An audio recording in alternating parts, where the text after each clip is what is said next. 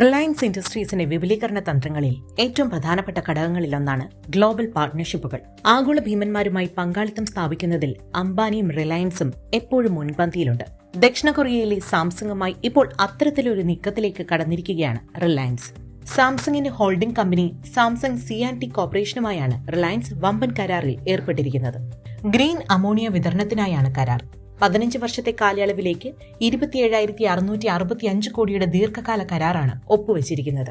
ആഗോള ഊർജ്ജ മേഖലയിൽ ഈ കരാർ പുതിയ മാനദണ്ഡം സൃഷ്ടിക്കുമെന്ന് റിലയൻസ് വ്യക്തമാക്കി. കഴിഞ്ഞ വർഷം നവംബറിൽ Reliance chairman Mukesh Ambani Samsung chairman Jay Y ലിയുമായി കൂടിക്കാഴ്ച നടത്തിയിരുന്നു. ഊർജ്ജ മേഖലയ്ക്കൊപ്പം next gen telecommunication, artificial intelligence infrastructure മേഖലയിലെ സഹകരണം എന്നിവയും കരാറിൽ ചർച്ച ചെയ്തിരുന്നു. ഈ മേഖലയിൽ സമീപഭാവിയിൽ തന്നെ ഇരു കമ്പനികളും പങ്കാളിത്തമുണ്ടാകുമെന്നാണ് വിലയിരുത്തൽ.